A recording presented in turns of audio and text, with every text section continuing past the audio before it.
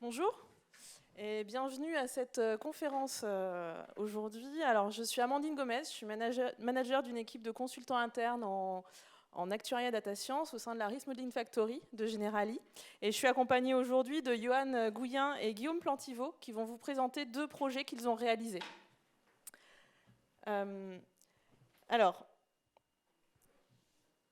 Je vais commencer par vous donner un petit peu de contexte en vous parlant rapidement de Generali et de ce qu'est la Risk Modeling Factory. Alors, Generali, c'est d'abord une société d'assurance et un groupe international dont le siège est en Italie. Et c'est pour ça que vous pouvez voir que son logo, c'est le lion de Venise, le lion ailé, là, que vous voyez. Je vous ai mis quelques grands chiffres pour que vous ayez une idée de son implantation au niveau mondial et de sa taille. Et ce qu'il faut voir, c'est qu'aujourd'hui, Generali se positionne aussi dans les problématiques actuelles, donc en termes de réduction de son empreinte environnementale et de durabilité, avec un objectif qui est celui d'atteindre une neutralité carbone, autant sur ses investissements que sur son portefeuille d'assurance. En termes de durabilité, en 2017, le groupe a créé une fondation qui s'appelle The Human Safety Net et qui accompagne aujourd'hui des familles et soutient des projets de création d'entreprises pour des réfugiés. Au niveau de la France, donc, la France est la troisième filiale la plus importante du groupe Generali, avec 7,8 millions de clients. Et ce que je voulais vraiment mettre en avant ici, c'est l'importance de la data au sein de l'entreprise. On a un nouveau plan stratégique sur 3 ans, avec 3 piliers, 3 leviers. Et aujourd'hui, le premier levier identifié, c'est la data. Et la data, ce n'est pas un sujet nouveau pour notre entreprise. Ça fait déjà un petit moment qu'on réfléchit sur ces sujets-là. Et à tel point qu'une des problématiques qui avait été identifiée il y a quelques années maintenant, c'était comment on allait proposer un cadre de travail agréable aux data scientists et actuaires pour essayer de conserver les talents et limiter le turnover. Et c'est comme ça qu'en 2018 a été créée une équipe de consultants internes sur le site sur Nantes, qui a rapidement été rejoint par des collaborateurs d'équipes déjà existantes et colocalisés entre la région parisienne et Nantes. En 2020, la Risk Modeling Factory a trouvé son nom et son identité visuelle, que vous pouvez voir là-haut, et l'expérience a été réussie puisqu'on a rapidement été suivi par CapWest, qui est la plateforme IT qui suit exactement le même modèle que celui de la plateforme actuarielle. Aujourd'hui, la Risk Modeling Factory, c'est 50 collaborateurs avec des profils spécialisés en data et des profils très variés. C'est une forte dynamique auprès des universités et des partenariats académiques pour la détection de jeunes talents. Et c'est aussi la mise en place d'ateliers de partage qui permettent vraiment aux équipes de pouvoir collaborer et créer une émulation. Et cette émulation, on la met vraiment au service de nos sujets, de la data, et c'est comme ça qu'aujourd'hui ont été créés 2 sujets qui vont vous être présentés par Johan et Guillaume. Et donc, on va commencer avec Johan pour le premier sujet sur le véhiculier.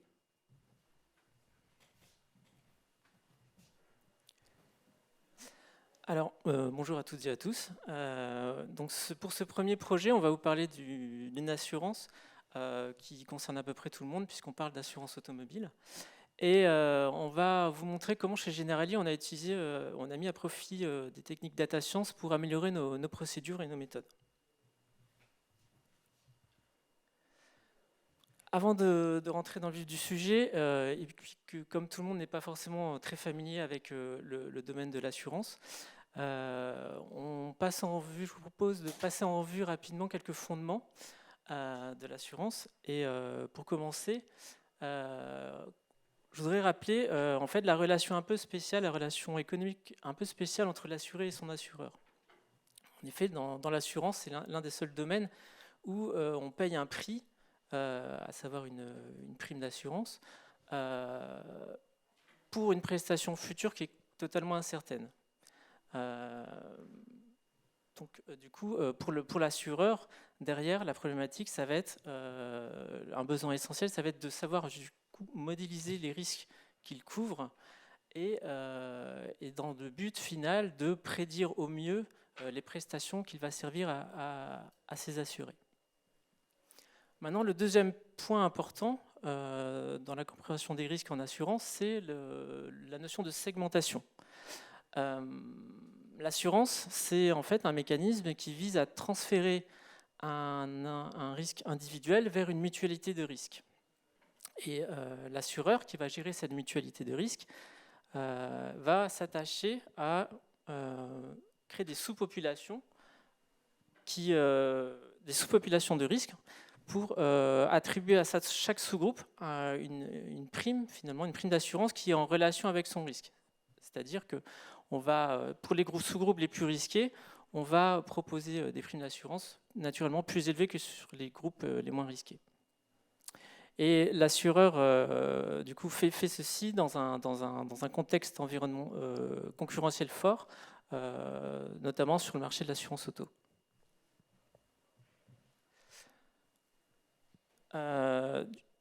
Donc, on a vu que dans un premier temps, la modélisation des risques était vraiment essentielle à l'activité d'assurance. Maintenant, je voudrais insister sur le fait qu'en fait, cette problématique de modélisation des risques, elle est omniprésente chez l'assureur. La modélisation en fait, va intervenir à différents niveaux et aussi de manière continue dans le temps.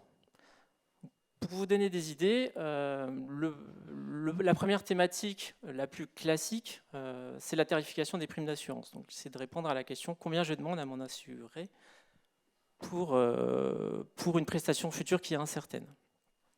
Une autre problématique, qui est peut-être un peu moins connue, c'est le suivi de la sinistralité. L'assureur va se demander si les prestations qu'il paye sont en phase avec ce qu'il avait anticipé. Vous pouvez avoir aussi d'autres problématiques de modélisation, mais plus d'ordre financier, où l'assureur va être amené à provisionner dans ses comptes les sinistres futurs qu'il va être amené à régler. Et du coup, ce sont des postes vraiment très importants dans le bilan comptable des assureurs. Enfin, une dernière thématique qui, elle, est une thématique réglementaire, puisque dans l'environnement réglementaire européen, les assureurs sont obligés d'avoir en fait un niveau de capital en fonds propres suffisant pour pouvoir continuer d'exercer tout en faisant face à des sinistralités extrêmes. Toutes ces thématiques tournent autour de la modélisation des risques. Et aujourd'hui, sur la plateforme Risk Modeling Factory à Nantes, tous ces métiers sont aujourd'hui présents.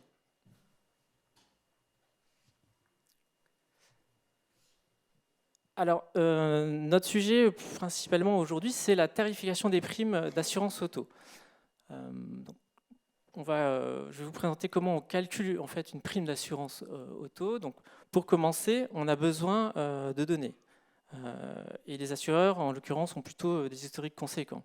Donc, en assurance auto, on va faire appel à des données qui décrivent le comportement qui décrivent le conducteur, qui décrivent le véhicule, qui décrivent aussi sa sinistralité passée. Et pour exploiter ces données, on va utiliser des modèles statistiques. Et en tarification automobile, les modèles les plus répandus sont des modèles linéaires généralisés, ou dit plus rapidement GLM, qui en fait sont des modèles très éprouvés. Puisque, si je ne me trompe pas, l'article initial, la publication initiale date de 1972. Donc ce sont des modèles qui sont bien implantés, qui fonctionnent bien et qui sont en fait très appréciés pour leur grande transparence. Ils apportent du coup, ils ont un caractère très, très facilement lisible et ça leur confère un avantage opérationnel certain. Mais voilà, ce sont des modèles qui sont de plus en plus concurrencés en termes de performance par des approches machine learning. Et du coup, on travaille à améliorer ces modèles de tarification, à les sophistiquer. Et une façon de le faire, c'est d'introduire dans ces modèles de nouvelles variables, des variables qui ne sont pas directement observées, qu'on appelle des variables latentes. Et en assurance auto, la variable qu'on va vous présenter, c'est la variable véhiculier. Alors, le mot véhiculier, vous ne le trouverez pas dans le dictionnaire, hein, c'est du jargon. Maintenant, quel est le principe derrière cette notion ? L'idée, c'est de construire une variable qui va synthétiser toute l'information sur le risque d'assurer un véhicule. Donc pour faire ça, schématiquement, on va prendre plein de données qui décrivent le véhicule, comme la marque, le modèle, la puissance, la version commerciale, etc. Là, j'ai vraiment pris qu'un petit échantillon. On rentre ça dans un algorithme qui va nous sortir un score. Et ce score, qu'on appelle véhiculier, on va l'utiliser derrière pour classer les véhicules selon leur risque, le risque de les assurer. Par exemple, pour être plus concret, sur un risque de vol, on va pouvoir positionner sur une échelle les véhicules en fonction de leur risque d'être volés.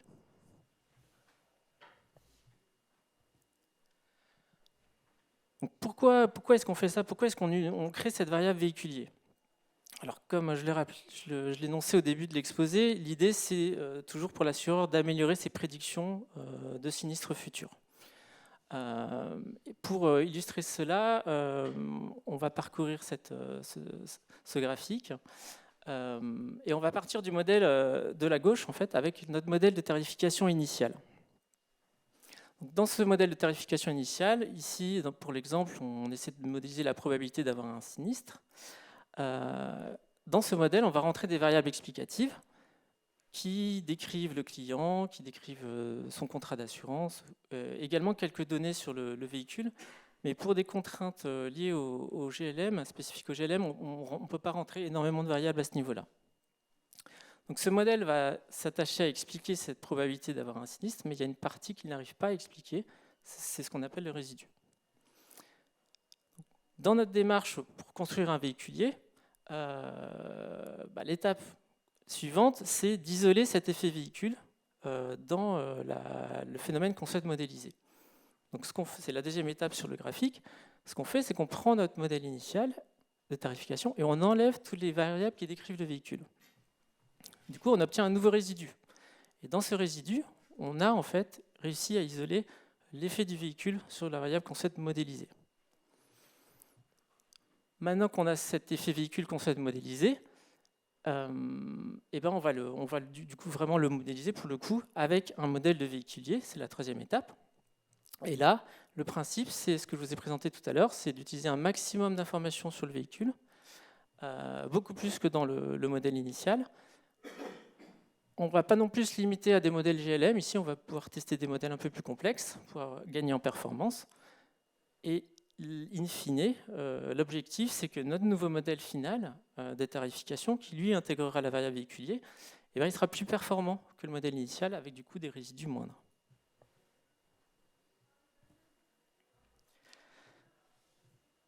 Alors concrètement, comment ça s'est passé sur ce projet?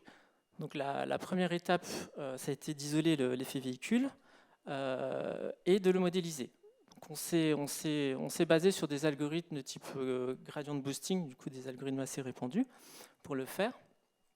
Mais surtout, on a passé plus de temps finalement sur la deuxième étape, qui a été l'analyse du modèle. Donc on a vraiment pris le temps de passer à la loupe le modèle pour analyser ses performances et son comportement. Donc, par exemple, on a veillé à regarder assez finement sur certains types de modèles, de véhicules, comment ils se comportaient. Par exemple, sur des modèles dits de finition haut de gamme ou des modèles de finition sport, ou aussi sur des marques qui sont plus sujettes au vol, on voulait s'assurer que ce modèle était cohérent. Une fois qu'on a bien analysé notre modèle et qu'on l'a arrêté, on a du coup pu l'appliquer aux véhicules référencés par Generali. Et parmi les véhicules référencés chez Generali, on en compte à peu près 120 000. Du coup, on les a rentrés, ces 120 000 véhicules, dans le modèle et on a obtenu un score pour chaque véhicule. Et avec ces scores, on a pu regrouper finalement nos véhicules en classes de risques homogènes. Alors, en termes de nombre de classes, on s'est arrêté à une trentaine de classes, ce qui nous a permis finalement de segmenter quand même assez finement les véhicules, et notamment en termes d'amplitude sur le risque, entre le minimum et le maximum, on arrivait à des ratios de l'ordre de x19. à ce moment-là, en fait, on a notre variable véhiculier, et maintenant, c'est la dernière étape, on l'injecte dans notre modèle de tarification GLM. Et on a pu constater des améliorations donc de plusieurs types. La première, c'est que notre modèle de tarification avait une meilleure capacité à classer les risques, à les trier, du plus risqué au moins risqué. Le deuxième point, c'est que ce modèle de tarification, ses prédictions étaient mieux calibrées, c'est-à-dire qu'on a constaté des améliorations à la fois sur des risques élevés et sur des risques faibles.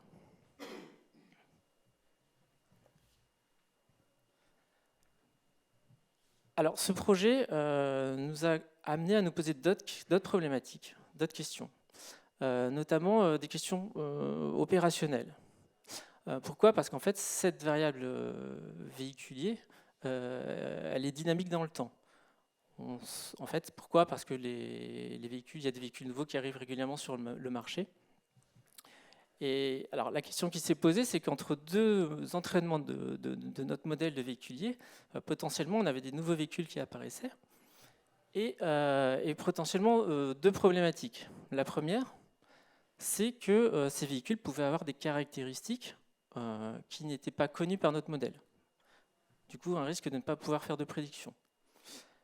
La deuxième problématique, c'est que si c'est des véhicules vraiment nouveaux, on a assez peu d'expérience de sinistralité à observer, donc assez peu d'effets véhicules à mesurer, et du coup, c'est compliqué de modéliser le risque. Donc on s'est demandé si on ne pouvait pas créer un modèle complémentaire qui, lui, se baserait sur des images de véhicules. Du coup, dans le cas où les données tabulaires classiques, elles, ne sont plus disponibles. Et l'idée, c'est qu'à travers ce modèle qui fonctionne par des images en input, vous rentrez une image en input et en sortie, le modèle vous prédit la classe de risque de véhiculier à laquelle l'image devrait appartenir. Donc ça, c'est des expérimentations qu'on a menées avec des écoles d'ingénieurs avec des spécialisations data science. Sur les modèles derrière, ce sont des modèles plutôt des réseaux de neurones, donc du deep learning. On a testé des approches où on a construit des réseaux de neurones complètement, ou alors on a fait des approches où on prenait des modèles préentraînés et disponibles en open source, qu'on a ajustés à notre problématique. Et on a été étonnés, mais on a eu quand même des premiers résultats plutôt encourageants, on est en train de les consolider. Donc voilà pour ce premier projet qui est dédié à l'assurance auto et du coup aux apports de la data science potentielle dans l'assurance auto. Je vais laisser Guillaume. Merci Johan. Alors, on va passer à un deuxième sujet. C'est le projet PARC. Projet PARC pour précision d'activité en responsabilité civile. J'imagine que comme ça ne va pas forcément vous parler. On ne sait pas trop de quoi on va parler maintenant. On va zoomer au fur et à mesure. D'abord, je vais commencer par des définitions, un peu pareil comme ce que fait Johan tout à l'heure. On va avoir des notions un peu d'assurance pour voir un peu. Donc, c'est un projet sur lequel on a travaillé sur des contrats d'assurance pour les entreprises. Donc, nos clients, en l'occurrence, ce sont des entreprises. Et c'est dans deux types de contrats, les contrats en responsabilité civile et en multirisque professionnel. Donc la responsabilité civile sont des contrats qui permettent de protéger l'entreprise financièrement des dommages matériels, corporels, immatériels causés à des tiers. Et la partie multirisque professionnel, on va pour le coup protéger les locaux, les biens, les marchandises des contrats des entreprises. Donc voilà, déjà on va parler de ça maintenant. Et donc ces contrats RC et MRC, comment est-ce qu'on les tarife ? Pour le moment, on a trois critères principaux actuellement. On a l'activité de l'entreprise, son chiffre d'affaires et l'effectif de l'entreprise. Donc ces trois critères-là vont nous permettre de tarifer les contrats. Si on se souvient de ce qu'a dit Johan tout à l'heure quand on parlait de tarifs, en fait, cette fonction de tarif, ça correspond en fait au profil de risque. Donc derrière, le profil de risque est fonction de l'activité, du chiffre d'affaires et de l'effectif. Le problème, c'est que ces informations-là, on va les tarifer au moment de la souscription avec l'entreprise, mais ça peut évoluer. On peut avoir une activité qui évolue avec le temps, et forcément, on peut aussi avoir un chiffre d'affaires qui évolue, et l'effectif de l'entreprise peut bien évidemment évoluer. pour le reste de la présentation, on va se focaliser sur la partie activité. C'est pour ça que précision d'activité. Donc l'exemple ici, c'est Mario. Mario, à l'origine, dans Donkey Kong, il était charpentier. Et puis il est vite passé à la plomberie, en fait, ce Mario. L'histoire ne dit pas forcément si Generali l'assurait à ce moment-là, même si a priori, je pense que ce n'était pas forcément un bon plan. Donc en fait, l'activité de Mario a changé, c'est ça qu'on veut capter dans le sein des entreprises. On peut avoir un changement d'activité, mais on peut aussi avoir une erreur de saisie à la souscription. Ça peut également aussi arriver avec les outils qu'on utilise, que les agents utilisent de Generali, il peut aussi y avoir des erreurs. Donc on a d'un côté des activités qui sont souscrites par Generali, qu'on a dans notre SI côté Generali, et de l'autre côté, on va essayer de récupérer des informations, des données externes sur de ce qu'on appelle de la précision d'activité, afin de voir si cette précision d'activité sur Internet est en adéquation avec l'activité souscrite qu'on a dans nos bases, dans les contrats d'assurance. Voilà le contexte du projet. D'un point de vue données, ça veut dire quoi? On va utiliser l'INPI, donc l'Institut national de propriété industrielle. Donc on a des données en open, où on peut requêter à partir d'un sirène, avoir des informations sur l'entreprise, où est l'entreprise, qui est le dirigeant, et on va aussi avoir une précision d'activité. Cette précision d'activité, c'est ce qu'on a à droite, et on va essayer de vouloir la comparer avec l'activité souscrite qu'on a à gauche. Donc là, j'ai mis quelques exemples qui ne sont pas forcément représentatifs, parce qu'en l'occurrence, il y a beaucoup d'incohérences entre les deux colonnes. Mais on voit quand même certains éléments qui vont être intéressants pour la suite, c'est-à-dire qu'on a des cas où c'est effectivement la même activité, mais on n'a pas forcément de mots en commun. Typiquement, l'exploitant de voitures de tourisme avec chauffeur, qui est effectivement la même activité que transport de personnes. Pourtant, on n'a aucun mot en commun. On a des cas où on va avoir des mots en commun, pour la partie lavage en bas, et puis on va avoir tous les autres cas de figure où on va avoir des mismatchs. Parfois, il va y avoir des mots qui vont être en commun, et parfois, ça n'a absolument rien à voir. Voilà les données qu'on a à disposition.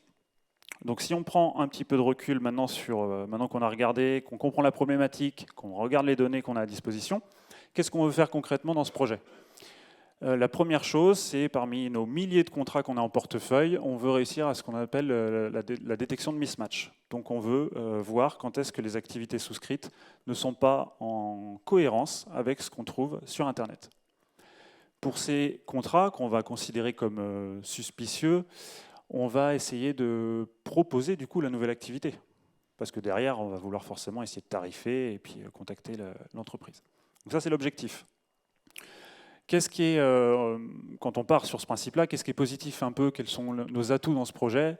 Le premier atout, c'est que cette problématique, elle est opérationnelle. Ce n'est pas quelque chose du tout qui est hors sol. On est en contact avec les agences, on connaît leurs besoins, on a vraiment des intervenants métiers qui sont en face de nous. Et donc ça va nous permettre quand même de mieux comprendre comment ils travaillent, de mieux comprendre pourquoi aussi il peut y avoir des mismatchs.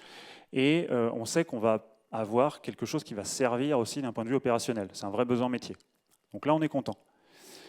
Deuxième, c'est qu'on voit que c'est du texte, on se dit c'est cool, c'est du texte. Les approches NLP, en IA, il y a à peu près un nouvel algo qui sort tous les jours. Je pense qu'on va avoir de quoi faire des choses intéressantes. Donc là-dessus, on n'est pas trop mal. Qu'est-ce qui nous a freiné au démarrage? Le frein de départ, le premier frein, c'était que la source de données côté INPI, ce n'était pas industrialisé.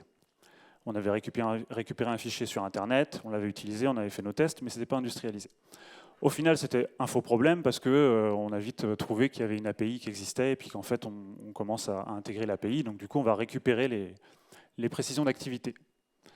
Mais le vrai problème, il n'est pas là. Le vrai problème, c'est qu'on n'a pas de données labellisées. C'est-à-dire qu'on va avoir des activités qui sont souscrites, on va avoir les précisions d'activité qui sont en face, mais on n'a pas de datasets qui vont nous dire si c'est un match ou un mismatch. Actuellement, on n'a rien.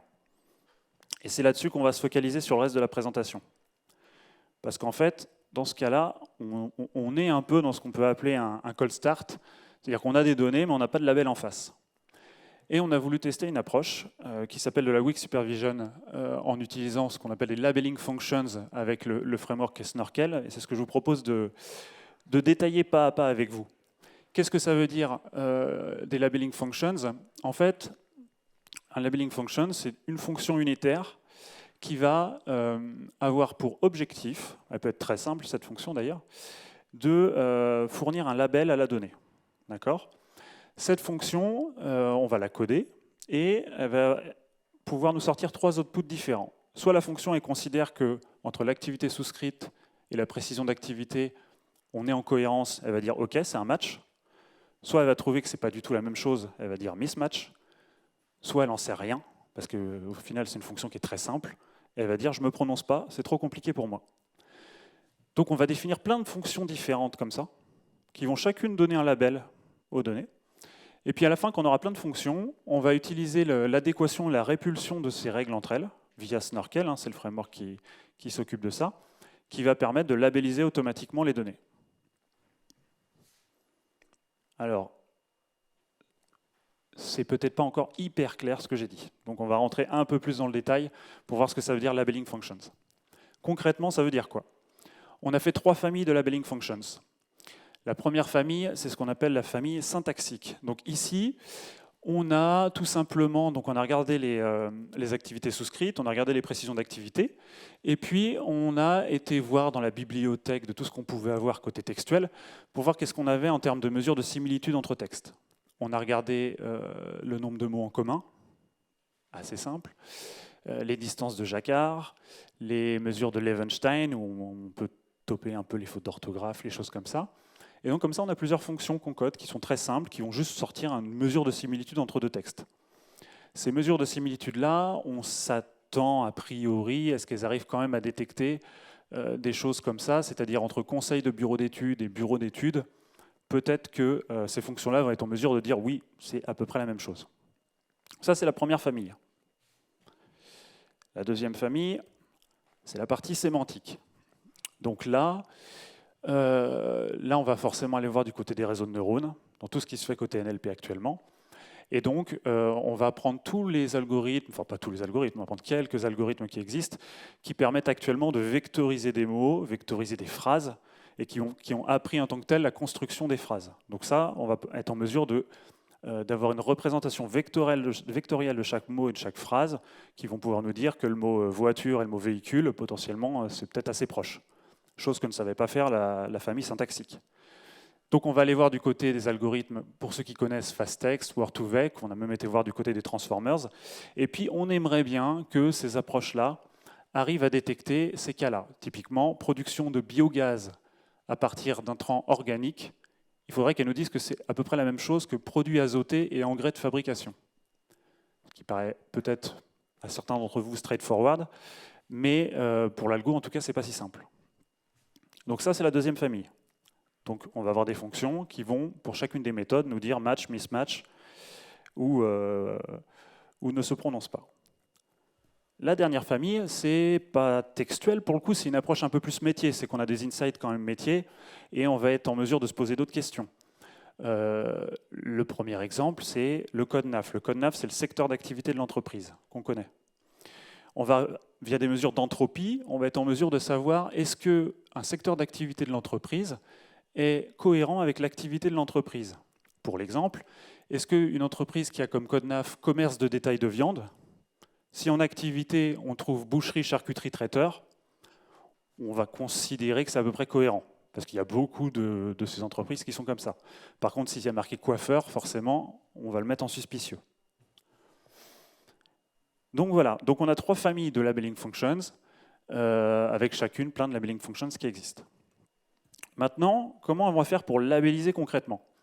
Alors on a des labeling functions qui vont fournir des mesures de similitude, et il va falloir savoir quand est-ce qu'on dit match, mismatch ou ne se prononce pas. Donc là, il y a une étude un peu plus statistique classique, un peu plus empirique, où le métier va nous dire, nous on considère qu'il y a 1% de mismatch. Ok, on va mettre ça dans notre tête et on va réfléchir à ça. On va regarder les distributions de chaque mesure de similitude et on va essayer de définir un seuil, au-delà duquel chaque labeling functions va dire si c'est en dessous de ce seuil, c'est match, si c'est au-dessus de cet autre seuil, c'est mismatch. Entre les deux, je ne me prononce pas. Donc là, c'est un peu au feeling, hein. Clairement, c'est de l'empirique, on va tester plusieurs choses. On va également faire des mesures de corrélation entre les variables pour essayer peut-être d'enlever certaines mesures de similitude qui, au final, donnent à peu près les mêmes résultats. Donc on a des labeling functions qui vont toutes chacune de leur côté nous dire match, mismatch ou ne se prononce pas. Maintenant, à droite, parce qu'on ne fait pas non plus des trucs dans notre coin n'importe comment, on a quand même un jeu de test à un moment. Donc on a quand même un jeu qu'on a labellisé manuellement. Donc on a plusieurs centaines de lignes qu'on a labellisées manuellement, et on va regarder comment se comportent ces labeling functions par rapport à ce jeu de test. Donc on va regarder deux choses. On va regarder l'accuracy de ces labeling functions. Quand elles se prononcent, est-ce qu'elles ont bon? Quand elles ne se prononcent pas, on ne sait pas, elles ne se prononcent pas, mais quand elles se prononcent, est-ce qu'elles ont bon? Et puis, est-ce qu'elles sont en conflit globalement avec les autres règles? Voilà. Donc ça nous rassure un peu. On voit qu'il y a des labeling functions qui arrivent à peu près à bien performer, d'autres qui sont un peu moins bonnes, mais en tout cas, on pressent qu'on est à peu près sur la bonne voie. Et ça nous permet, du coup, de lancer ça sur le jeu d'entraînement pour que, automatiquement, ce que je disais tout à l'heure, la répulsion, l'adéquation des règles entre elles font qu'on arrive à avoir une pondération qui fait qu'on va labelliser automatiquement notre jeu de données. Bien évidemment, il y aura des erreurs. Mais en tout cas, on a une labellisation automatique. Maintenant, qu'est-ce qu'on fait avec ça? On a un dataset qui est labellisé, on va essayer de faire un apprentissage à partir de ce dataset. Alors, on a notre dataset, on a nos similitudes syntaxiques, nos similitudes sémantiques et nos similitudes métiers. Première chose, on va faire un filtre opérationnel, on va enlever certaines mesures, on va enlever certaines features. Pourquoi? C'est parce que d'un point de vue opérationnel, on sait que certaines mesures de similitude vont être très très gourmandes en temps de traitement. Et si on veut faire du real-time à la fin, quand on intégrera ça dans une applicative, ça ne sert à rien de la garder. Donc on réduit un peu le scope. Filtre opérationnel. Ensuite, on va enlever certaines lignes aussi, parce qu'il y a certaines lignes où les labeling functions, elles disent tous « je ne me prononce pas ». Bon, on ne va pas les prendre dans l'entraînement, ça ne sert à rien, les labeling functions n'ont pas réussi à labelliser. Donc on les enlève. Ensuite, à la fin, on va faire un apprentissage. Alors, pourquoi est-ce qu'on fait un apprentissage? Vous allez me dire, vous avez déjà des labeling functions, ça labellise automatiquement, on pourrait peut-être juste les réutiliser et pas faire un autre algorithme derrière. Le problème des labeling functions, c'est que, justement, par rapport au filtre qu'on s'est dit, c'est qu'elles utilisent toutes les similitudes, d'une, et de deux, dans plein de cas, elles ne vont pas forcément se prononcer. Donc on a 15% du dataset où elles ne se prononcent pas, déjà de base. Et puis on a le pressentiment aussi qu'un algorithme un peu plus générique derrière va peut-être un peu plus généraliser correctement un peu les choses. Donc on a un algorithme, donc là en l'occurrence, classique, on a pris un random forest, voilà. Et puis on a mis en évidence des KPIs, donc deux types de KPIs. D'un point de vue algorithmique pur, on a regardé le random forest, on a regardé les labeling functions quand même, puis on a vu que le random forest, globalement, sur le jeu de test, hein, bien entendu, il performait bien meilleur que les labeling functions. On arrive quand même à avoir un gain de 10 points, que ce soit sur la précision ou le recall, sur ce sujet-là, sachant que ça va être plus un problème de recommandation à la fin, donc le recall a aussi son importance. Et puis, ça, c'est des métriques purement algorithmiques, classiques pour un data scientist. On n'oublie pas la partie gain, c'est-à-dire que c'est un prototype, donc on a aussi fait une simulation sur l'ensemble de notre portefeuille pour voir concrètement combien de contrats pouvaient être en mismatch. Et qu'est-ce que ça veut dire concrètement en termes de primes? Qu'est-ce que ça signifie quoi? On va perdre de l'argent, on va gagner de l'argent, qu'est-ce qui va se passer? Donc on a aussi un aspect aussi monétaire forcément qui rentre en ligne de compte. Et donc, suite à ça, c'est là-dessus sur lequel on travaille actuellement, on a tout un process pour mettre un peu en prod toute cette partie-là. Donc ça se fait un peu en 4 étapes, c'est très classique. On a un process d'intégration des données, donc on va récupérer les données des contrats Generali, on va récupérer les données côté INPI avec un batch qui va tourner automatiquement pour les intégrer. Une fois qu'on a ces données-là, on a notre algorithme Random Forest qui va détecter le mismatch. Donc il va avoir un sous-ensemble de contrats qu'il va considérer comme suspicieux. Il va dire, OK, ces contrats-là, il y a des problèmes dans l'activité, il y a peut-être quelque chose à faire. Ensuite, j'ai un autre algorithme, en fait c'est le même, qui va recommander une activité. Donc en fait, on va faire un produit cartésien sur tous ces dossiers suspicieux. On va regarder les activités potentielles et on va voir lesquelles sortent avec le meilleur score sur le Random Forest. Et on va proposer plusieurs activités. Donc on propose aux agents des contrats suspicieux avec une recommandation d'activité.